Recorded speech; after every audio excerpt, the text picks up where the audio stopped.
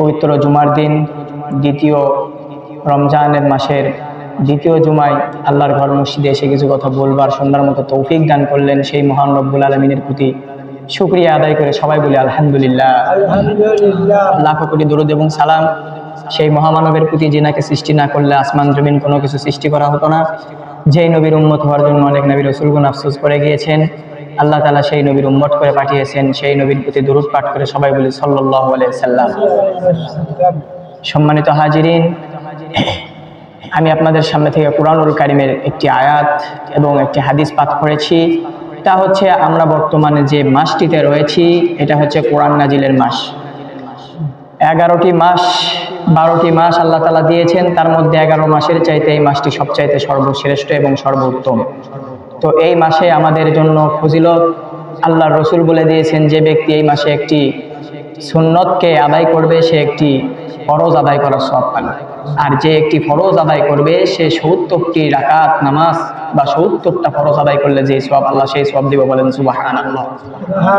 তো এই ফজিলতের মাস, তারপরেও আমাদের জন্য কিছু আমল সাথে নিয়ে যেতে হবে, যে আমলগুলো ছাড়া আমরা কিয়ামতের ময়দানে আফসোস করতে থাকব, হাসরের ময়দানে আফসোস করতে থাকব।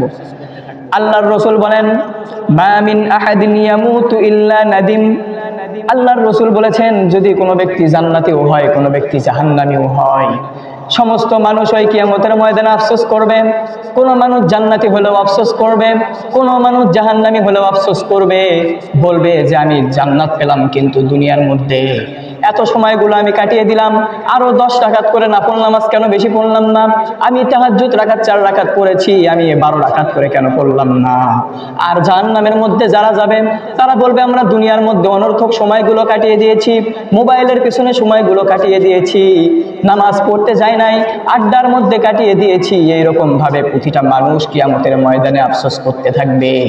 তার মধ্যে আল্লাহ তাআলা কোরআনুল কারীমের মধ্যে জানিয়ে দেয়, কিয়ামতের ময়দানে 9টি আফসোস মানুষেরা করবে। তার মধ্যে থেকে 1 নাম্বার কোরআনের মধ্যে আল্লাহ তাআলা জানিয়ে দেয়, মরার পরে মানুষেরা যে আফসোস করবে তা হচ্ছে যে আল্লাহ তাআলা বলে দেন কোরআনের মধ্যে সূরা নাবার মধ্যে 39 নাম্বার আয়াতের মধ্যে আল্লাহ তাআলা বলে দেন, ইয়াউমাইযিন তুহাদ্দিসু আখবারাহা। যদি মানুষেরা বলবে আমরা যদি মাটি হয়ে যেতাম, আল্লাহ তাআলার কাছে তারা আফসোস করে বলবে আমরা যদি মাটি হয়ে যেতাম। আল্লাহ তাআলা জানিয়ে দেয়, তোমরা কি জানো এই মাটি কি, এই জমিনের খবরটা কি? ইয়াউমাইযিন তুহাদ্দিসু আখবারাহা, এই জমিন তোমাদেরকে কি খবর দেয়, কি আভাস দেয়, তোমরা কি তা জানো? অর্থাৎ এই মাটি কিন্তু আজকে অতি নিরীহ, অতি দুর্বল, কিন্তু মাটি কিন্তু কিয়ামতের ময়দানে কথা বলবে। মাটি বলবে, আমার উপর দিয়ে এই কাজ করেছে, আপনি কি কুকর্ম করেছেন, আপনি কি সৎকর্ম করেছেন, সবকিছু মাটি আপনার ওই দিন সাক্ষ্য দিয়ে দিবে। তো যাই হোক, আমি বলতেছিলাম এই দুনিয়াতে আল্লাহ তাআলা আমাদেরকে পাঠিয়েছেন আল্লাহর গোলামির জন্য। জাহান্নামী হোক, পাপী হোক, তারা এই কিয়ামতের ময়দানে 9টি আফসোস করবে। তারা আফসোস করে বলবে যদি আমরা মাটি হয়ে যেতাম। আল্লাহ তাআলা কোরআনের মধ্যে সূরা 78 নম্বর সূরা 39 নম্বর আয়াত সূরা নাবার মধ্যে জানিয়ে দেয়, যালিকাল ইয়াউমুল হক, ওই কিয়ামতের মাঠ সত্য, ওই কিয়ামতের দিন সত্য। যালিকাল ইয়াউমুল হক ফামান শাআ তাখাযা ইলা রাব্বিহি মাআবা ইন্না আনজারনাকুম আযাবান করিবা। আল্লাহ তাআলা বলেন, হে লোক সকল, হে পৃথিবীর মানুষেরা, আমি তোমাদেরকে অতি নিকটবর্তী আযাবের ব্যাপারে সতর্ক করতেছি। ইয়াউমা ইয়ানজুরুল মারউ মা কদ্দামাত। আল্লাহ ওই দিন মানুষেরা, সমস্ত মানুষ আফসোস করে বলবে, ইয়াউমা ইয়ানজুরুল মারউ মা কদ্দামাত ইয়াকুলু ওয়া ইয়াকুলুল কাফিরু ইয়া লাইতানি কুনতু তুরাবা। বলেন আল্লাহু আকবার। ইয়াউমা ইয়ানজুরুল মারউ মা কদ্দামাত ইয়াদা, সেই দিন সমস্ত মানুষেরা আফসোস করবে আর বলবে, হায় হায়, আমরা দুনিয়ার মধ্যে কি করেছি, দুনিয়ার মধ্যে যদি আমরা ভালো কাজগুলো বেশি বেশি করে আসতে পারতাম, দুনিয়ার মধ্যে যদি আমরা বেশি বেশি নেক আমলগুলো করে আসতে পারতাম, তাহলে আজকে আমাদের এই হাসরের ময়দানে এই কষ্ট করতে হতো না, তাহলে আজকে আমাদের এই রকম কষ্ট করার দরকার হতো না।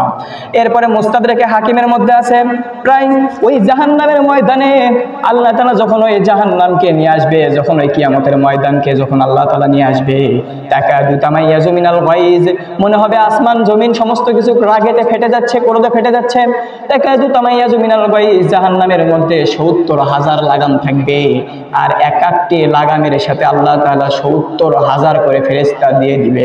কেমন ওই জাহান্নামটা ভয়াবহ হবে, ওই কিয়ামতের ময়দান কত ভয়াবহ হবে যা আমাদের ধারণার বাইরে। সূর্য ওই 9 কোটি লক্ষ মাইল দূরের সূর্য আমাদের 1 হাত মাথার উপরে চলে আসবে। 1 হাত মাথার উপরে আসার পরে আমাদের সমস্ত শরীরগুলো গলে গলে পড়ে যাবে, আমাদের জিহ্বাগুলো নাভি পর্যন্ত চলে আসবে। আমরা ওই দিন সমস্ত মানুষগুলো ভীতগ্রস্ত হয়ে যাব, ভীত স্বতন্ত্র হয়ে যাব। সমস্ত মানুষ শুধু ইয়া নাফসি ইয়া নাফসি বলতে থাকবো। এই জন্য আমাদের কর্তব্য হচ্ছে এই দুনিয়ার মধ্যে বেঁচে থাকতে, সময় থাকতে আমাদেরকে বেশি বেশি আমল করতে হবে।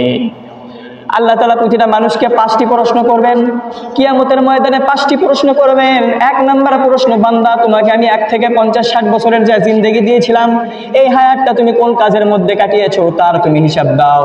2 নাম্বার, তোমাকে যে আমি 15 থেকে 50 বছর পর্যন্ত যৌবনকালটা দিয়েছিলাম, এই যৌবনকালটা তুমি কিভাবে কাটিয়েছো তার হিসাব দাও।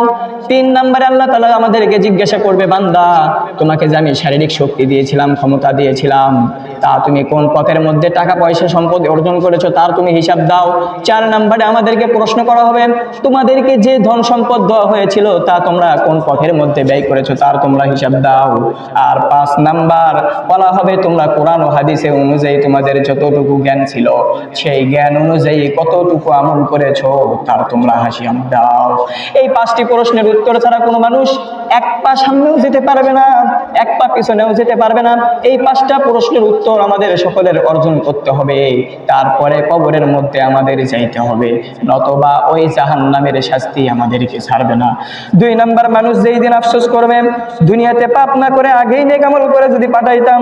যুবকেরা তোমরা কিভাবে আজকে নামাজের মধ্যে যাও না, বলবে হায় হায় যদি আমি এসএসসি পরীক্ষার আগে যদি ভালো করে পড়তাম তাহলে আমার রেজাল্টে প্লাস আসতো, আর আমি যদি আড্ডা না দিতাম তখন শুধু আফসোস করবে আর আফসোস করবে। দুনিয়ার মধ্যে আফসোস আমরা করি, কিন্তু আখিরাতের মধ্যে আফসোস করে আর কোনো লাভ আমাদের হবে না। এই জন্য আল্লাহ তাআলা কোরআনের মধ্যে 89 নম্বর সূরা ফজরের মধ্যে বলে দেন, ওয়াজিআ ইয়াউমাইযিন বিজাহান্নামা ইয়াউমাইযি ইয়াতাযাক্কারুল ইনসানু ওয়া আন্না লাহুজ যিকরা। ওই দিন সমস্ত মানুষের সামনে যখন জাহান্নাম হাজির করা হবে, তারপরে সমস্ত মানুষ বলবে, ইয়াকুলু ইয়া লাইতানি কদ্দামতু লিহায়াতি ফায়াউমাইযিন লা ইউআযিবু আযাবাহু আহাদ।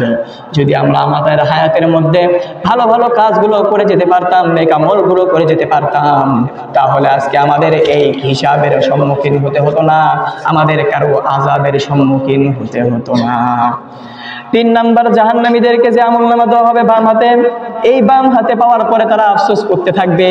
দুনিয়ার মধ্যে আপনি আর আপনার 2 জন বন্ধুর মধ্যে যদি একজন আপনার পাশে প্লাস পায় আর আপনি যদি ফেল করেন তখন কিন্তু আপনার আফসোস হয়। ঠিক তেমনি ভাবে জান্নাতের মধ্যে আমরা কিছু লোককে দেখতে পারবো, জাহান্নামের মধ্যে কিছু লোককে আমরা দেখতে পারবো, বলবো এরা কিভাবে জান্নাতে গেল, এদেরকে তো আমরা দুনিয়ার মধ্যে গালি দিয়েছিলাম, এদেরকে তো দুনিয়ার মধ্যে অপমান করেছিলাম, এদেরকে তো দুনিয়ার মধ্যে জেলের মধ্যে বন্দী করেছিলাম, এদেরকে তো দুনিয়ার মধ্যে রাজাকার বলেছিলাম, এদেরকে দুনিয়ার মধ্যে মৌলবিবাদ বলেছিলাম, কিন্তু এরা আজকে জান্নাতের মধ্যে কিভাবে গেল, এইরকম করে জাহান্নামীরা আফসোস করতে থাকবেন। কিন্তু আল্লাহ তাআলা তখন আবার তাদেরকে বলে দিবেন, ওয়া আম্মা উতিয়া কিতাবাহু বিশিমালিহি, তোমরা তোমাদের কিতাবকে বাম হাতে নাও। আর তখন তারা আফসোস করবে আর বলবে, ফায়াকুলু ইয়া লাইতানি লাম উতা কিতাবিয়া, যদি আমাদেরকে এই কিতাবটা না দেওয়া হতো, যদি আমাদের ওই দুনিয়ার মৃত্যুটাই শেষ হয়ে যেত তাহলে কতই না ভালো হতো। ওয়ালাম আদরি মা হিসাবিয়া, আর যদি আমাদের থেকে হিসাব নেওয়া না হতো তাহলে কত ভালো হতো। অথচ আমাদের কিন্তু প্রত্যেকটা মানুষের প্রতিটি আমলের হিসাব দিতে হবে। কথা বলেন ঠিক কিনা? আমাদের প্রতিটা মানুষের হিসাব দিতে হবে না? আমরা যে কাজগুলো করতেছি, যা করেছি করব, সমস্ত জিনিসের প্রত্যেকটি বিষয়ের এক এক করে আল্লাহ তাআলা আমাদের থেকে হিসাব নেবে। তো হিসাব আমরা যখন মারা যাব বলবো যে আহা যদি আমাদেরকে এই কিতাবটি না দেওয়া হতো তাহলে কতই না ভালো হতো। এই কিতাবটা কোনো আমার ভুল, ছোট ভুল বড় ভুল কোনো কিছুই ছাড়ে নাই। ইয়া লাইতাহা কানাতিল কাজিয়া, যদি আমাদের দুনিয়ার হায়াতি শেষ হয়ে যেত, মা আগনা আন্নি মালিয়া, তারা আফসোস করবে আর বলবে হায় আমি দুনিয়ার মধ্যে এত কোটি কোটি লক্ষ লক্ষ টাকা সম্পদ অর্জন করলাম, জুগিয়ে রাখলাম, তারা আমার কোনোই কাজে দিল না। এর দুনিয়ার মধ্যে বাস্তব চাক্ষুষ প্রমাণ আপনি দেখতে পারবেন। এই কিছুদিন পূর্বে বাংলাদেশের মধ্যে 16 বছর আমরা যে জালেমেরা লক্ষ লক্ষ কোটি কোটি টাকা তারা বাংলাদেশের মধ্যে সংগ্রহ করেছে, বিল্ডিং বাড়ি ঘর করেছে, তারা কিন্তু কেউ একটা টাকাও খাইতে পারে নাই। কথা বলেন ঠিক কিনা? কথা বলেন জোরে ঠিক কিনা? কেউ কি কিছু খাইতে পারছে?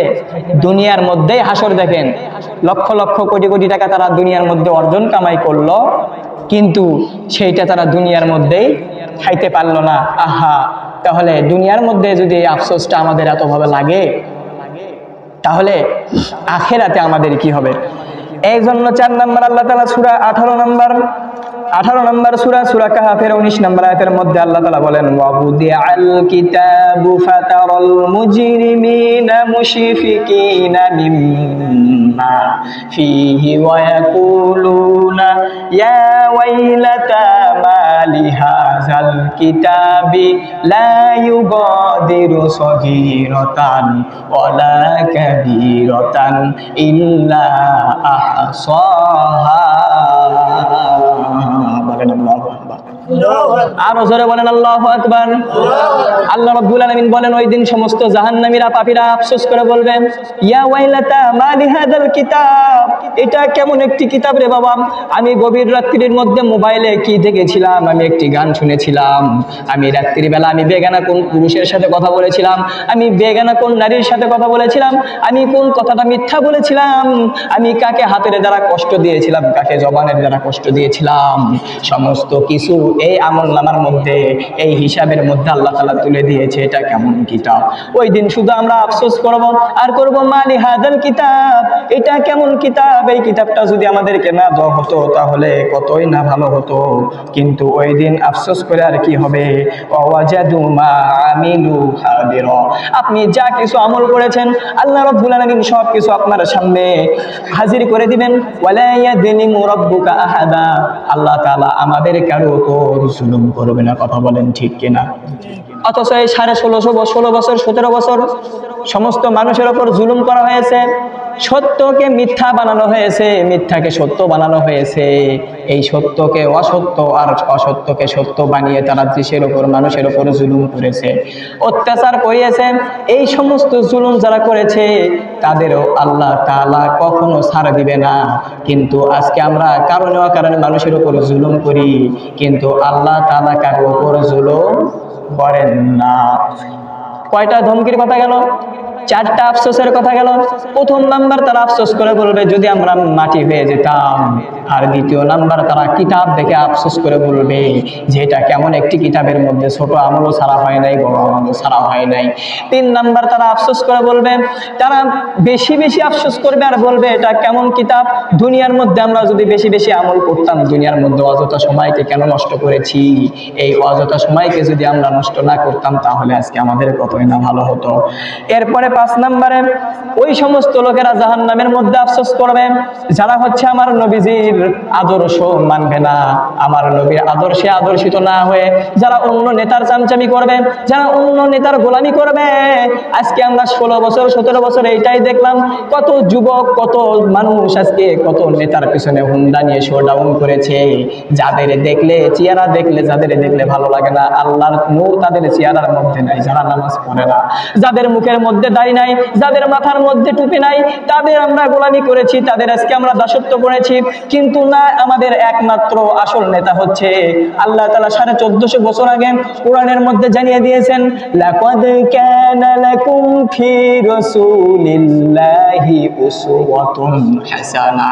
আল্লাহ রাব্বুল আলামিন বলেন তোমাদের রাসূলের মধ্যে একমাত্র তোমাদের নবীর মধ্যে উত্তম আদর্শ রয়েছে, যদি তোমরা ওই আদর্শে আদর্শিত হতে পারো তবে আমি তোমাদেরকে পুরস্কার দিব। 2টি, কয়টি? কথা বলেন। 2টি পুরস্কার দিব।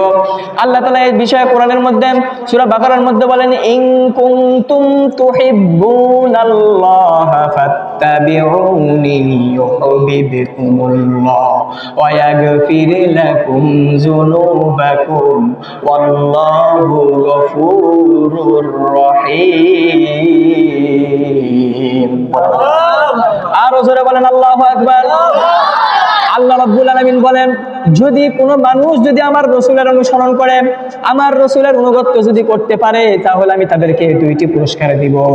এক নাম্বার, আমি আল্লাহ নিজে তাদেরকে ভালোবাসবো, আর আমি আল্লাহ নিজে তাদের জীবনের সমস্ত গুনাহ খাতাগুলোকে মাফ করে দিব। বলেন সুবহানাল্লাহ। এই জন্য আমি শুধু রাসূলকে ভালোবাসি আর মিলাদ করি, এইটা করলে হবে না। আগে রাসূলের আদর্শ নিজের জীবনের মধ্যে ধারণ করতে হবে, তারপরে মিলাদ করতে হবে। আমি শুধু রাসূলকে ভালোবাসি বলে যাই। আজকে আমার বাংলাদেশের মধ্যে রাসূলকে নিয়ে কটূক্তি করা হয়, আজকে আমার বাংলাদেশের মধ্যে নবীকে নিয়ে কটূক্তি করা হয়, এতে কোনো মুসলমানের মাথার মধ্যে বাজে না। কিন্তু আজকে যদি বাংলাদেশের মধ্যে, সমাজের মধ্যে কোনো নারী গায়ে স্পর্শ করা হয়, হাত দেওয়া হয়, ইফটিজিং করা হয়, তাহলে রাস্তাঘাটের মধ্যে আজকে ইফটিজিং এর বিরুদ্ধে ঝড় তোলে, আজকে নারীর স্বাধীনতার জন্য তারা ঝড় তোলে। কিন্তু নবীকে নিয়ে যখন কটূক্তি করা হলো, তোমরা মুসলমান কোথায় ছিল? কথা বলেন ঠিক কিনা? এই কিছুদিন পূর্বে আমার নবীকে নিয়ে এক কুলাঙ্গার গালি দিয়েছে, কটূক্তি করেছে, তার জন্য রাস্তার মধ্যে কেউ বের হয় নাই। তার মানে এখান থেকে বোঝা যায় আমরা সেই মুসলমান, আমরা পরিপূর্ণ মুসলমানই হতে পারি নাই, আর শুধু বলি আমরা নবীকে ভালোবাসি। অথচ ওই আসিয়া, ওই মেয়েটির চাইতে আমার নবীদের সম্মান বেশি ছিল না? আসিয়ার চাইতে আমার নবীর সম্মান বেশি। আসিয়া তো একটা সাধারণ মেয়ে, তাকে তো হত্যা করেছে, ধর্ষণ করে, এটা একটা অপরাধ। এই অপরাধটা কেন হলো? এই বাংলাদেশের মধ্যে এই স্বাধীনতার 53 বছর 54 বছর পার হওয়ার পরেও আমরা বাংলাদেশের মধ্যে কেন এই জিনা ধর্ষণ এত হচ্ছে? তার একটি মাত্র কারণ, নারীরা হচ্ছে তারা বেপরদা করে রাস্তার মধ্যে বের হয়। কথা বলেন ঠিক কিনা? নারীরা পুরুষদেরকে সুরসুরি দেওয়ার জন্য, পুরুষদেরকে উত্তেজিত করার জন্য বেহায়াপনা রাস্তার মধ্যে বের হবে, আর পুরুষেরা তা কি বসে থাকবে নাকি? বলেন তো না, তারা ডিস্টার্ব করবে। এটা একটা সিম্পল বিষয়। যদি বাংলাদেশের মধ্যে এত আন্দোলন না করে, বাংলাদেশের মধ্যে যদি একটি আমল করা যায়, একটি কাজ করা যায়, তা হচ্ছে বাংলাদেশের মধ্যে সমস্ত নারীর জন্য যদি পর্দা, বোরকা আর হিজাব যদি বাধ্যতামূলক করা হয়, আমি মনে করি বাংলাদেশের সমস্ত যুবক তাদের সমস্ত মেয়েদেরকে মা আর বোন হিসেবে দেখবে। কথা বলেন ঠিক কিনা? ঠিক বলতে কি ভয় লাগছে? আপনারা কি চান না আপনাদের মা বোনেরা সবাই পর্দার মধ্যে আসুক? পর্দা করা দরকার না? না দরকার। খালি দরকার না, সবচাইতে বড় ফরজ। বগুড়া শহরে, শুধু বগুড়া শহর না, সারা বাংলাদেশের মধ্যে যে বর্তমান সবচাইতে বড় ভাইরাস, তা হচ্ছে নারীরা বেপর্দা বেহায়া হয়ে রাস্তার মধ্যে বের হবে, আর তাদের দিকে পুরুষ যদি টেঙ্গুল দেয় তাহলে বলে যে ইফটিজিং করতেছে। আসলে আমি যে উদাহরণটা আপনাদেরকে বারবার বলি, সেটা হচ্ছে কন্ত শুটকির গন্ধ কম না বেশি? কথা কন, শুটকির গন্ধ কম না বেশি? বেশি। তাহলে শুটকি যদি আপনি পাতিলের মধ্যে চাল দিয়ে, আপনি পাতিলের ঢাকনাকে খোলা রেখে দিয়ে আপনি রেখে দেন, পাশে দিয়ে যদি বিড়াল যায়, তাহলে খাবে না চলে যাবে? বিড়াল শুটকি খেয়ে নিবে।